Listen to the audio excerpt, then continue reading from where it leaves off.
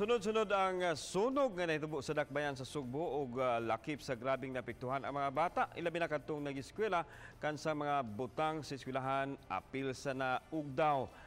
Uban nga mga bata naningkamot nga makapalit sa ilahang mga gamit sa eskwelahan pinaagi sa pagpanguykoy bisan unsang makuykoy, mga sinsiyo, mga puthaw aron lang ikabaligya ug ipalit sa mga school supplies. Ani ako ang RTV Presents in Sitio.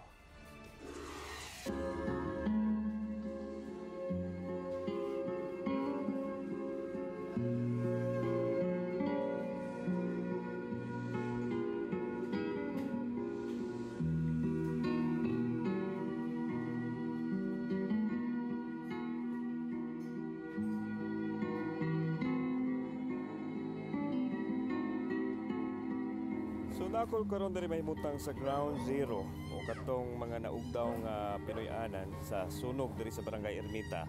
Unya ko ato makita po diri sa sapa nga bahin. Kini mga bata no, muni siya ang nanguukoy o naghagdaw sa linsalin sa sunog. Pamasin niya dunay mga sinsiyo or mga puthaw nga pwede nilang ikapatimbang. Muni ang sitwasyon karon dinhi sa mga nasunogan. Kung sa may imong nakuha? Ha? Kung sa imong gikuha? Nangakuha? Napag-abol tayo. Mga sinsiyo? Mga puthaw? Kani? Kung saan man ninyo? Ha?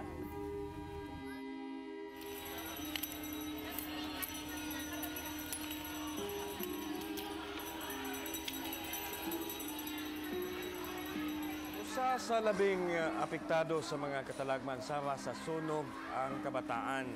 Labi na kadtong nag-eskwela kan sa mga butang na apil sa pagkaugdaw sa sunog.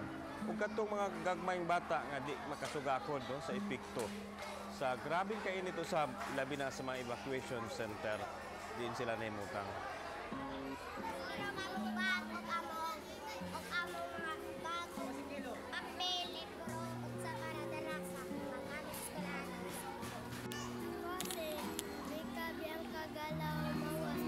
Nasunogan may dirikay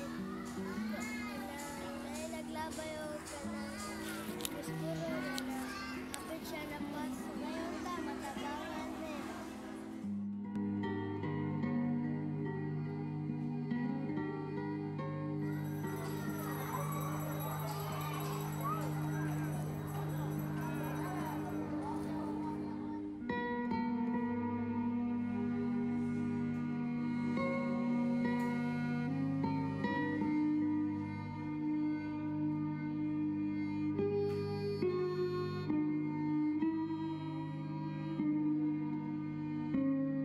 Ako si Alan Domingo. Kini